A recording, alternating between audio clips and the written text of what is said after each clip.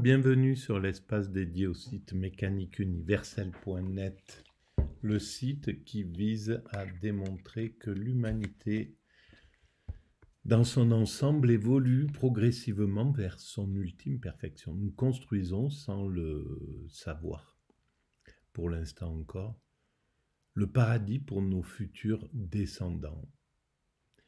Alors évidemment, il faudra encore quelques siècles d'évolution.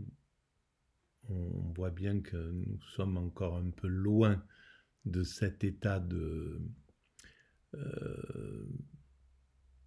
ce summum de l'évolution.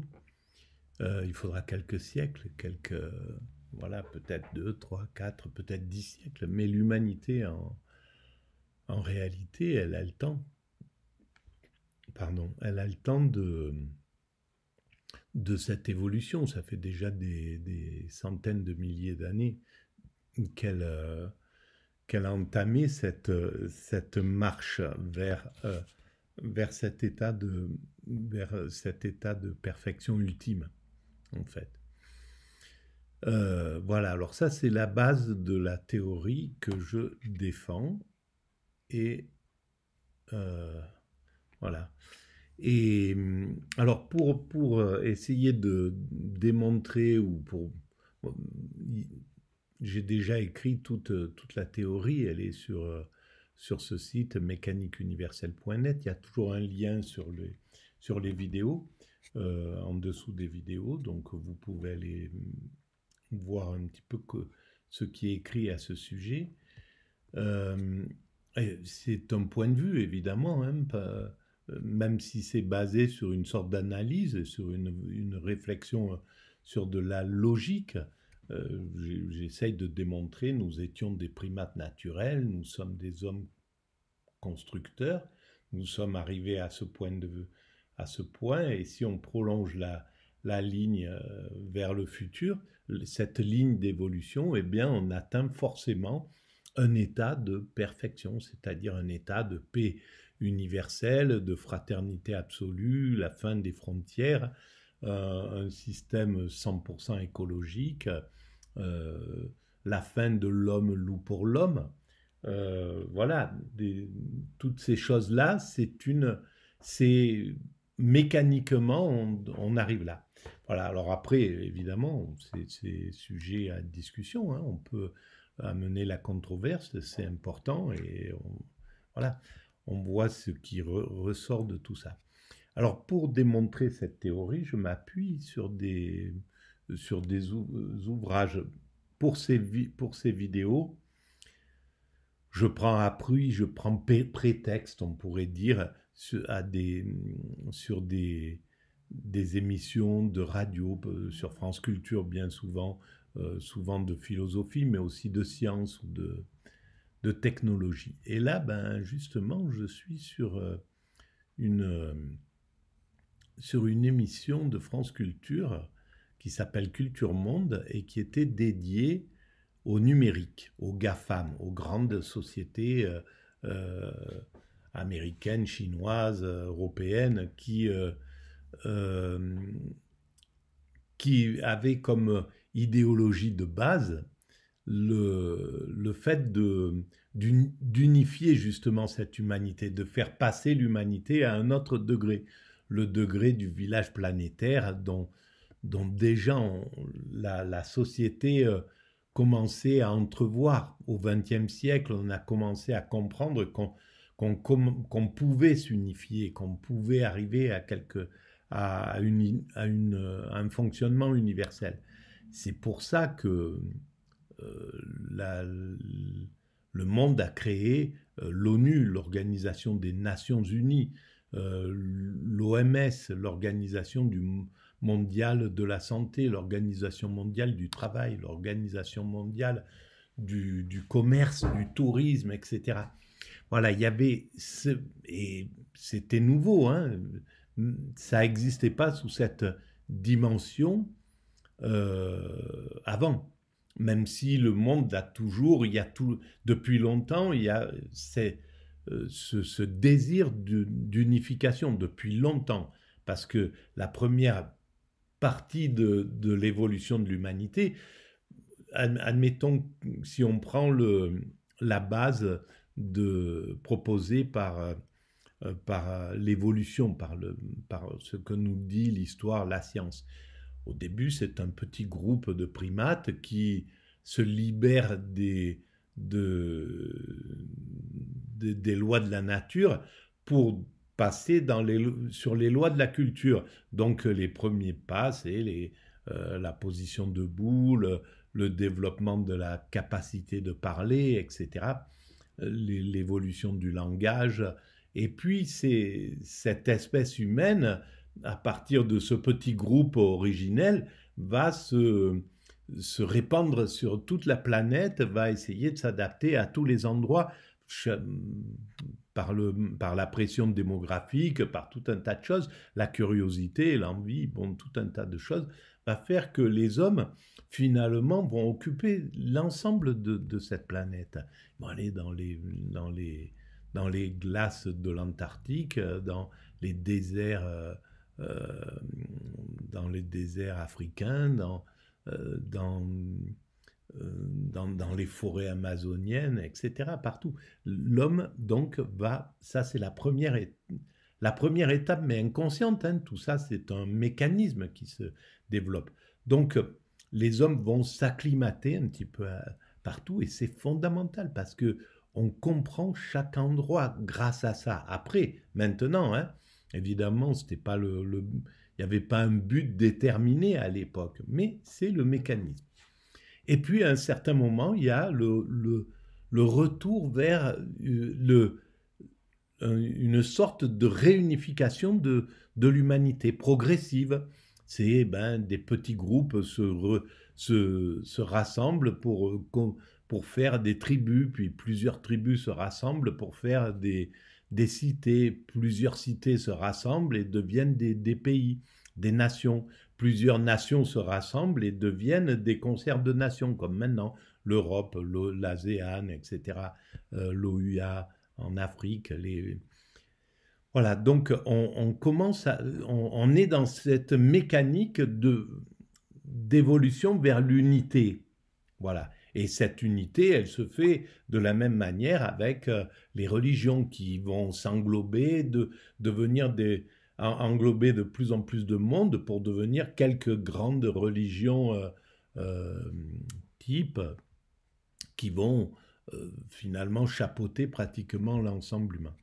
Donc il y aura l'étape, après ces étapes-là, là c'est l'étape qu'on constate aujourd'hui, mais l'évolution va conduire, selon moi, à l'unification de l'ensemble humain. Voilà. Et donc, ces GAFAM, là, par exemple, montrent que c'était, même si c'était intuitif au départ, mais il y avait la volonté d'unifier l'humanité. Il se trouve que les États ont récupéré ça, ces hommes qui ont créé ces modèles, certains voulaient que ça soit universel, ils voulaient faire des systèmes qui soient gratuits, qui soient donnés à l'ensemble et qui appartiennent pas à des êtres humains. Mais l'homme, il est ce qu'il est, donc s'il peut avoir du pouvoir à travers un système, et c'est ce qui s'est passé avec Facebook, avec X, voilà, maintenant c'est des hommes qui détiennent ça, des États qui détiennent ces mécanismes. Mais leur vocation n'est pas d'appartenir à des États ou à des êtres humains. On voit les limites et les problèmes que ça pose. Ça pose un problème de domination. Et donc, le reste du monde se luttera toujours contre cette hégémonie. Ça doit appartenir à l'ensemble humain.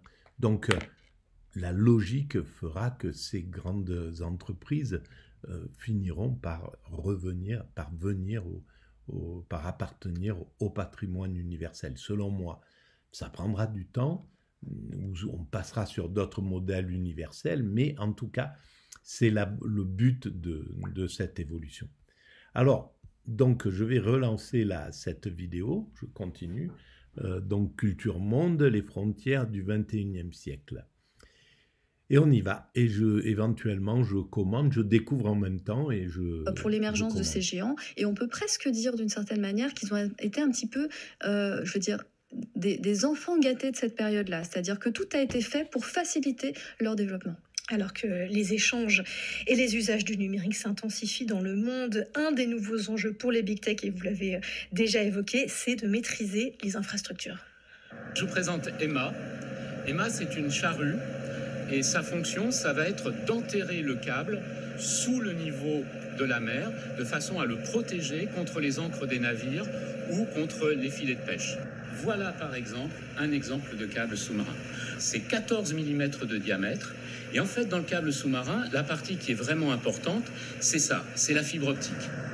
Ça c'est la carte de pose du câble Kanawha.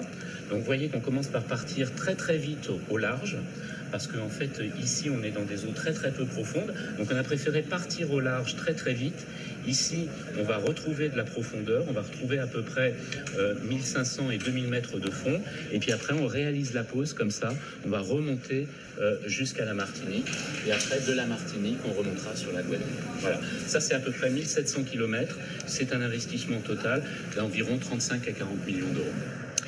Extrait d'un reportage de Guyane Première à bord d'un navire câblier possédé ici par Orange qui est en mission pour la pose d'un câble du côté de la Guyane. Jusqu'ici, Ophélie Coelho, les géants du numérique louaient des infrastructures de stockage à des opérateurs télécoms comme Orange, pour donc le transport, le stockage de données, mais vous expliquez que de plus en plus, ils investissent pour devenir propriétaires de ces infrastructures comme les câbles sous-marins. Pour quelles raisons ? Au départ, on pourrait se dire que c'est justement pour des raisons économiques, voilà, parce que ça leur coûte de plus en plus cher, puisqu'il y a un volume de données qui nécessite beaucoup de bandes passantes, certes. Ça leur coûte cher de louer, parce que l'installation, on l'a entendu, visiblement est extrêmement chère. C'est pour ça que pour moi, l'argument économique qui est souvent donné en première instance, oui, tiens, bien sûr, mais à mon sens, ce qui est surtout intéressant de voir, c'est la volonté de contrôle de la chaîne. Voilà.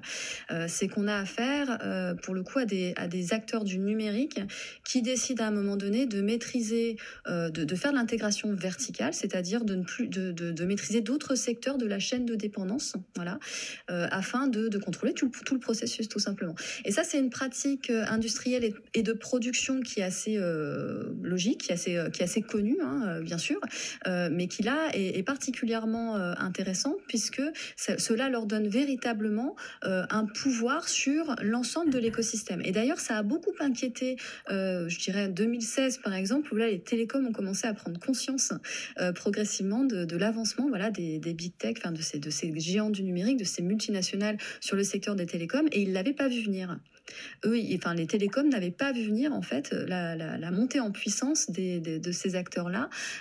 Et aujourd'hui, clairement, voilà, ceux qui ont la possibilité, les capacités financières d'investir dans les câbles, vous avez d'un côté du coup les multinationales du numérique américaines qui sont aussi des acteurs du numérique, et de l'autre côté les télécoms chinois qui pour le coup ne sont pas des acteurs du numérique en général. Il y a une répartition différente en fait en Chine de cette industrie-là, mais voilà, ce sont ceux qui sont en capacité aujourd'hui de réellement construire des méga câbles. Et justement, comment se joue la répartition sous la mer entre les différents câbles ? Est-ce qu'on a de plus en plus un monde où les câbles se multiplient et où, pour caricaturer, chaque acteur va posséder son propre câble ? Ou est-ce que c'est un petit peu plus compliqué ? On voit aussi des alliances entre différents acteurs et l'idée que chacun ait son câble n'est pas non plus envisageable, ne serait-ce qu'en termes de coûts.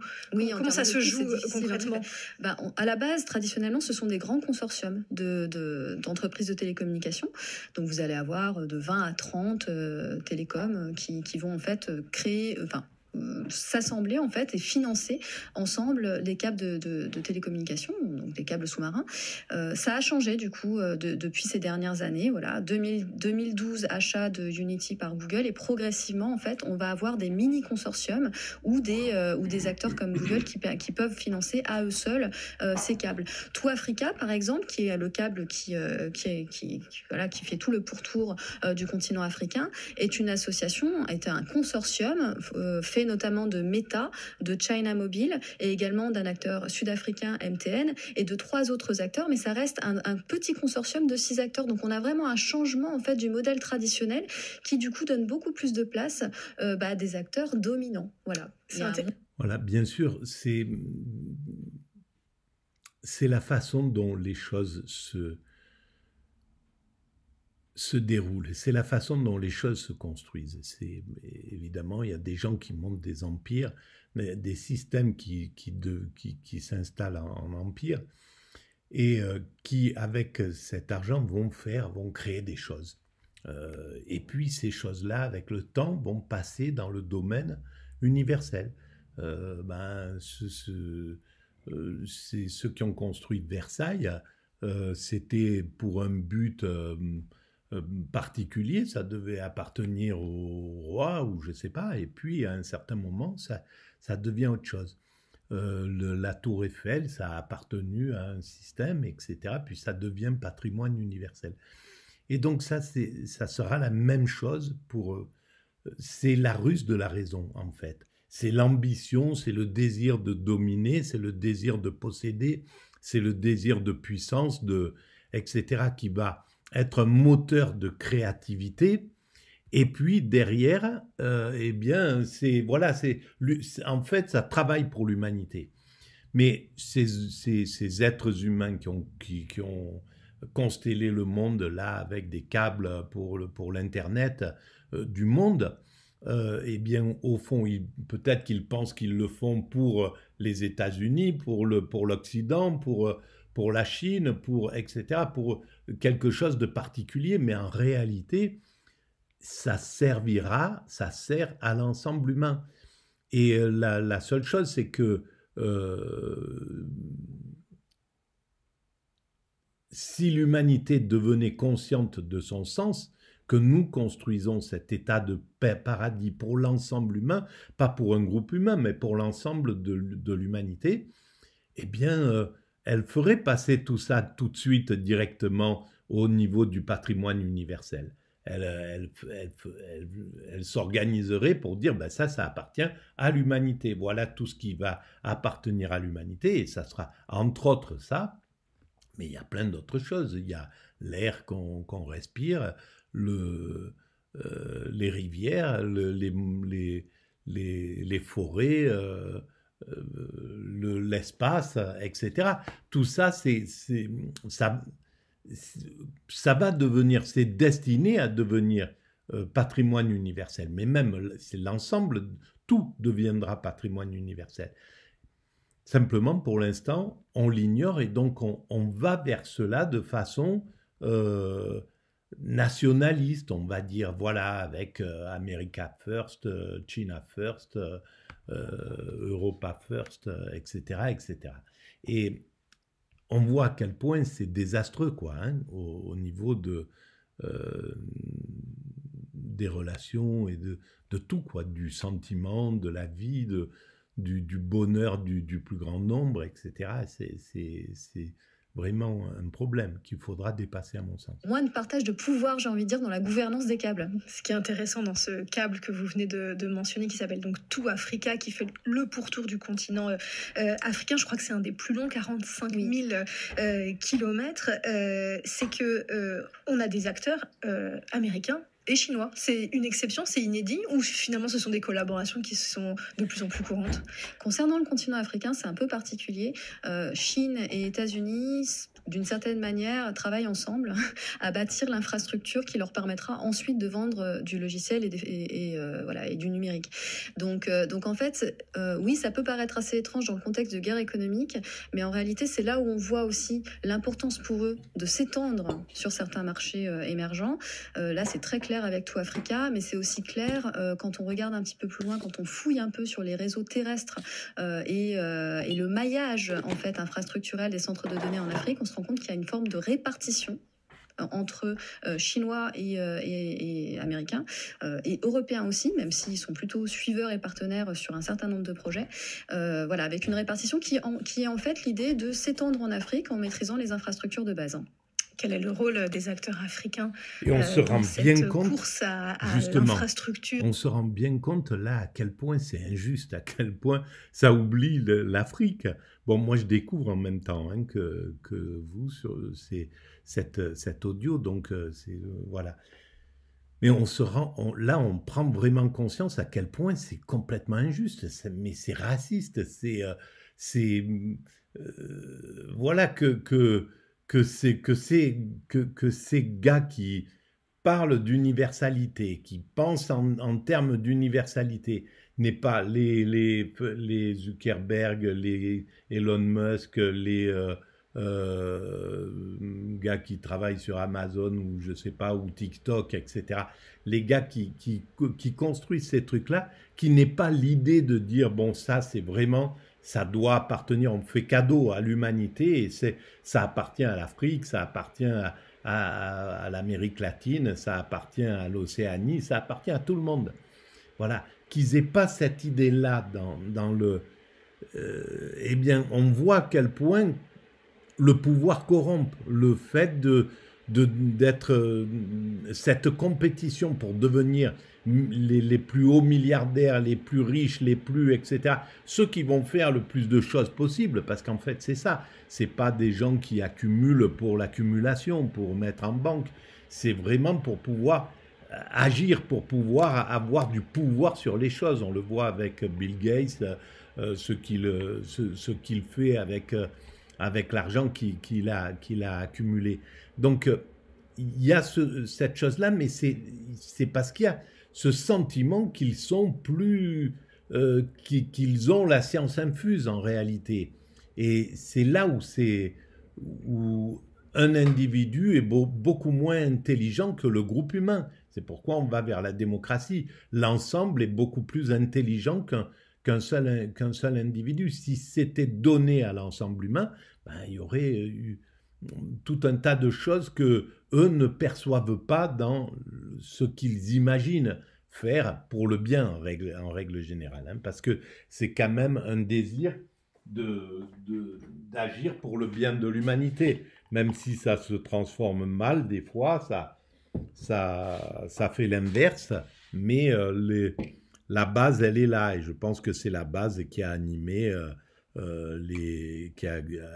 Zuckerberg, qui a animé Bill Gates, Jeff Bezos, etc. Voilà, c'est toujours c'est le bien qui est là. Après que ça soit on n'atteint pas la perfection comme ça, quoi. Et à la construction des télécoms, dans la façon dont vous le présentez, et dans votre ouvrage, vous parlez aussi de néocolonialisme technologique concernant le continent africain. Est-ce que vous pouvez nous en dire plus? Et est-ce qu'il y a aussi une part quand même pour à ce que ce soit les décideurs politiques africains ou les entrepreneurs de jouer un rôle dans cette course?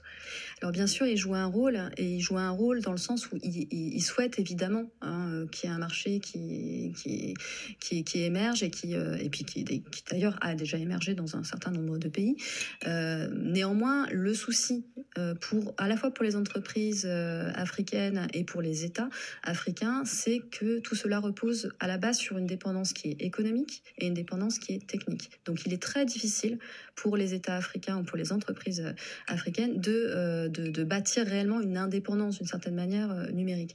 Ensuite, il y a quand même des acteurs qui essayent d'émerger. On va avoir par exemple MTN, le sud-africain, MTN qui essaye d'avoir quand même d'avoir une importance sur le continent, et Liquid Technology également. Qui est aussi un acteur sud-africain plutôt qui... C'est là où on voit la perversité du système. C'est-à-dire que l'Occident freine, mais tout un tas de problèmes pour que l'Afrique, par exemple, pour prendre ce cas-là, ne se développe pas de façon limpide, parce que si elle voulait vraiment que les choses se passent de façon la mieux possible, ça serait une symbiose. Ils auraient installé un système symbiotique, c'est-à-dire un vrai partage de connaissances, une égalité en somme. Voilà. Et la perversité, c'est justement quand un chef de l'État français va en Afrique et dit le problème, c'est que l'homme africain n'a pas fait. Sauf que s'il avait dit la vérité, il aurait dit on a empêché l'Afrique d'émerger parce qu'on voulait piller, parce qu'on voulait abuser de ce continent.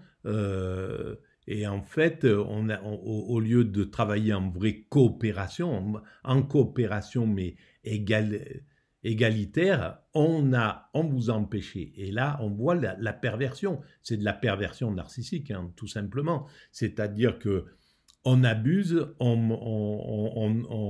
maintient en domination, sous la domination, et on dit vous n'avez pas fait ce qu'il fallait pour pouvoir pour émerger et pour être égal à l'Occident. Et ça, c'est vraiment, entre guillemets, dégueulasse. Ils se présentent comme panafricains. Cela dit, eux-mêmes ont un petit peu des comportements, je dirais, impérialistes aussi d'une certaine manière, c'est assez intéressant à analyser, et dépendent beaucoup des projets qu'ils baptisent des partenariats qu'ils mettent en place avec Chine, avec les acteurs chinois ou américains. Donc, d'une certaine manière, c'est une dépendance, oui, qui repose à la base sur des rapports de force inégaux et qui mal... Et c'est pour ça que le modèle qui émergera en Afrique ou qui émerge là en Afrique, eh ben, il sera sur le même principe que ce qu'on leur propose. Si c'est un principe impérialiste qui est imposé, ben, le monde fonctionne par mimétisme. C'est l'Occident qui doit montrer l'exemple, puisque c'est lui qui est en position de dominance. C'est lui qui doit faire comme, ben, c'est pas les enfants qui doivent apprendre à l'instituteur à se comporter correctement. C'est l'instituteur qui doit montrer, qui doit par son exemple faire que l'ensemble de ses élèves se comportent comme lui de façon juste. Et voilà, ben, si l'Occident se comportait pas en position d'impérialisme, eh bien les nouveaux acteurs africains qui arrivent sur le marché feraient la même chose. Malheureusement, n'est pas à l'avantage d'une souveraineté en fait sur ces sujets-là dans les pays africains. Ce qui est paradoxal quand on commence à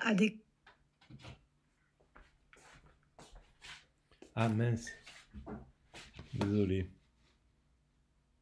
Écrire ces rapports de dépendance et d'expansion, c'est que quand on regarde la carte du monde, et il y en a quelques-unes dans votre ouvrage avec tous ces câbles qui sillonnent la planète sous les mers, il y en a certains qui ont des drôles de noms. Il y a par exemple le câble Amitié entre les États-Unis et l'Europe. Alors celui-là, il appartient à Meta et Microsoft, entre autres. Il y a aussi le câble Peace, la paix. Voilà le paradoxe, c'est que si c'était amitié, ça serait un câble qui appartiendrait à l'humanité. Si c'était peace, ça serait un câble qui appartiendrait à l'humanité. Et les acteurs qui ont construit donc Meta, etc., les Elon Musk et compagnie, ils auraient eu cette idée dans leur tête. Sauf que non, c'est pas l'amitié, c'est la domination, c'est tout. Sinon, ça serait un autre modèle qui serait présenté. Et là, ça va pas. C'est vraiment de la perversion. Qui relie Marseille à Singapour et qui là relève d'un groupe chinois. En quoi le choix de ces noms reflète, pour revenir sur ce qu'on discutait, ce dont on parlait au début de l'émission, sur le sans-frontiérisme des acteurs de la Silicon Valley, voilà, en quoi ces noms reflètent peut-être la persistance d'une idée de connecter le monde, de le rendre meilleur, comme on l'entendait dans la bouche de Mark Zuckerberg. C'est un système de valeurs. C'est un système de valeurs qui permet une acceptabilité de ces technologies.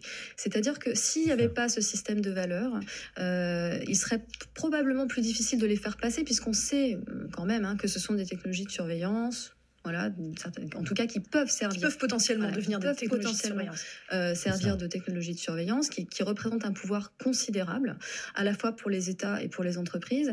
Mais le fait qu'elles soient baignées...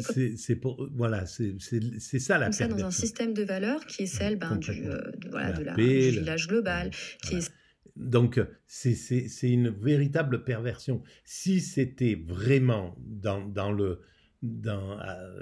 si c'était cohérent la pensée et l'acte, eh ben ces câbles appartiendraient à l'humanité. Les États ne pourraient pas récupérer les données, ne pourraient pas, ça serait protégé, etc.